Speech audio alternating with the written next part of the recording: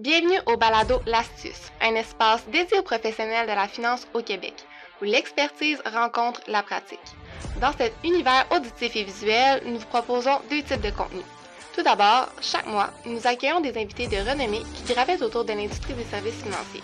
Qu'il s'agisse d'avocats, de notaires, de comptables, de fiscalistes, de planificateurs financiers ou de hauts dirigeants de cabinets et d'entreprises. Leur expérience et leurs perspectives éclaireront votre compréhension de ce secteur dynamique. Ensuite, chaque semaine, plongez avec nous dans l'analyse minutieuse de stratégies et de théories financières et fiscales. Condensées en épisodes de 5 à 10 minutes, préparez-vous à découvrir des astuces précieuses pour naviguer avec succès dans le monde complexe de la finance. Bienvenue à cet épisode du Balado L'Astuce. Aujourd'hui, ce que je vous propose comme sujet, c'est de discuter des consolidations de dettes, les consolidations bancaires en fait. Puis pourquoi que je veux discuter de ça? C'est que dans les dernières années, depuis la COVID, on a vu, pendant la COVID, c'était super, on avait une augmentation du taux d'épargne. Puis là, quand je dis super, je ne dis pas super de la situation, je veux juste dire super au niveau du taux d'épargne. Les gens ont augmenté leur épargne, évidemment, dépensaient beaucoup moins que l'habitude, moins d'activités physiques, moins d'activités sociales avec les gens. Donc, évidemment, la capacité d'épargne augmentait énormément pour ces gens-là. Et là, mais là, après COVID est arrivé avec une hausse de taux d'intérêt, une hausse de l'inflation très, très, très forte qui a amené une hausse des taux d'intérêt. Ça a provoqué, encore une fois, une hausse au niveau de l'inflation pour les individus. Donc, les gens se sont retournés, se sont retrouvés à avoir un flux de trésorerie négatif. Donc, on se retrouve vers des produits d'endettement. Et malheureusement, un des produits d'endettement les plus faciles d'accès, mais les plus pénalisants, est la carte de crédit.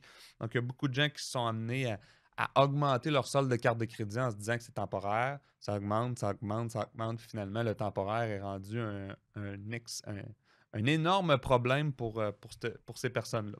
Donc, qu'est-ce qu'on peut faire comme conseiller? Des fois, on se retrouve devant ces gens-là. Ouais, ben là, tu sais, il n'y a pas grand-chose à faire. C'est clair ça, mais je ne suis pas capable. J'ai pas assez de surplus pour mettre ça. Donc, moi, ce que je vais amener comme discussion, c'est la consolidation de dette. Donc, ce n'est pas une faillite, ce n'est pas une proposition de consommateur, c'est vraiment une consolidation de dette. Donc, ce que je fais, c'est que je prends mes cartes de crédit et je vais les racheter par des prêts personnels qui sont à des taux d'intérêt plus bas. Donc, évidemment, avant de se tourner vers ça, il y a des conditions. Ce n'est pas tout le monde est approuvé. Il faut regarder, c'est quoi les taux, mais juste avant le balado, je regardais un peu ce que la Banque nationale offrait à ce niveau-là. Puis on parle de prêts qu'on peut amortir jusqu'à une période de 60 mois, donc 5 ans, à des taux selon le montant et l'amortissement entre 10 et 12 %. Donc, je ferai un exercice tantôt avec 11 %, puis on regardera si ça se tient. Euh, et là, ben, moi, je parle d'une dette à 19,99, même des fois, j'ai vu du 22,99 % d'intérêt. Donc, je veux voir est-ce que ça vaut la peine de créer ce surplus, un écart de liquidité si j'arrive à en faire un. Et après ça, ben, moi, comme conseiller en sécurité financière, ben, ce que je vais vouloir à mon client, c'est de m'assurer de sa sécurité financière. Donc, je veux ce qu'il y ait un fonds d'urgence. S'il y a une dette de carte de crédit de 10, 15, 20 000, probablement qu'il n'a pas mis en place un fonds d'urgence, sinon il l'aurait peut-être utilisé pour ne pas générer cette dette-là. Donc, si j'arrive à créer un surplus, ben, je veux peut-être m'assurer de commencer à créer un fonds d'urgence. Vous savez, un fonds d'urgence, on dit 3 à 6 mois de coût de vie. Donc, 3 à 6 mois de coût de vie, évidemment, 6 mois, c'est de la peau, là, tout dépendant le revenu et le coût de vie que j'ai. Mais commencer à y en construire un, je pense que ça pourrait être une chose très, très, très intéressante. Peut-être avec le surplus, commencer à faire de l'épargne retraite, puis de m'assurer d'un filet de sécurité. Est-ce que j'ai des bonnes assurances invalidité pour cette personne-là? Parce que si jamais il tombe invalide, épuisement professionnel, peu importe, est-ce que je vais me recréer d'autres problèmes? Donc, est-ce que ma structure d'assurance, elle est optimale? Donc, si j'ai réussi à créer un écart de liquidité intéressant, bien, je veux m'assurer de prendre une portion de ça pour m'assurer que la structure d'assurance pour cette personne-là, elle est soutenable. Donc, ce que je vais faire, je suis dans l'outil de l'Astuce Max Insight actuellement. Donc, c'est un outil, en fait, qui est utilisé par beaucoup de conseillers à travers le Canada pour présenter des situations financières, de la théorie financière. En 3 clics, en fait, on trouve à peu près un peu ce qu'on veut à l'intérieur de ça. Je vais parler de RRI, j'ai 3 clics à faire, je vais trouver de l'image, du visuel pour ça. Il y a même des capsules explicatives sur tout ça. Mais là, ce que je vais aller, c'est dans les outils pour aller dans un outil de consolidation bancaire, donc consolidation de dette. Et là, disons que j'ai une carte de crédit de 15 000 Donc, 15 000 je ne vais pas y en mettre 3, là, je vais en mettre juste une carte de crédit. Donc, carte de crédit, disons qu'elle est à 19,99 % d'intérêt. Donc, 19,99.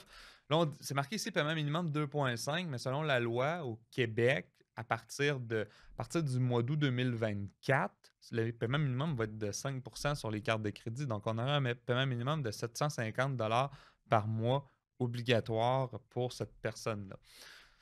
Donc, si je m'en vais ça, je vais consolider ça dans un nouveau prêt, disons qu'avec les taux du jour à 11 puis disons que je vais l'amortir sur le maximum qui est 60 mois. Là, vous voyez, mon paiement vient de passer de, euh, de 750 à 326 par mois. Donc, je viens de créer un écart mensuel assez important. Et avec cet écart-là, c'est là qu'il faut que je vois mes stratégies. Donc là, j'ai quasiment le double de disponible. Donc, est-ce que je me mets un 100 par mois pour me créer un fonds d'urgence? Est-ce que je me mets une bonne assurance invalidité qui va me coûter 75, 100, 150 par mois, tout dépendant l'âge et le niveau de risque de cette personne-là, s'il n'y a pas une bonne couverture directement avec le travail? Donc, bref, et même aussi, ce que je pourrais faire, c'est juste payer plus vite ce prêt-là, parce que souvent, ces prêts-là sont ouverts, donc je peux les payer plus rapidement. Donc, selon le petit calculateur ici, selon la dette que je gardais actuellement, ça prendrait à peu près 2 ans à payer pour 3 400 d'intérêt environ. Tandis que dans ma nouvelle structure, si je garde le même montant, donc, tu sais, exemple, mon prêt me coûte 326, mais je mets 750 par mois, donc je vais payer un petit peu moins de 2 ans, puis je vais payer pas mal moins d'intérêt.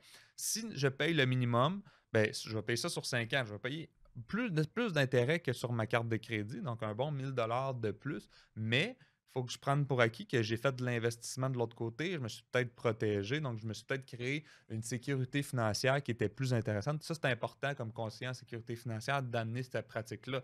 Oui, il y a un enjeu d'intérêt, c'est important de ne pas payer trop d'intérêt, mais je veux m'assurer d'avoir une bonne sécurité financière, d'avoir des bonnes protections, puis d'avoir un fonds d'urgence si jamais j'en ai de besoin. Donc, l'enjeu là-dedans, ça va être évidemment, est-ce que c'est possible de faire ce prêt-là? Est-ce que la cote de crédit est bonne? Est-ce que les ratios d'endettement sont acceptables? Mais si c'est possible, il y a une bonne structure à faire avec ça. Donc, moi, comme conseiller, c'est un peu ce que je vais amener à des gens qui ont une carte de crédit trop élevée. Donc, est-ce qu'on peut trouver une façon de consolider ça puis de créer des surplus, puis avec ces surplus-là, de se créer une bonne structure financière?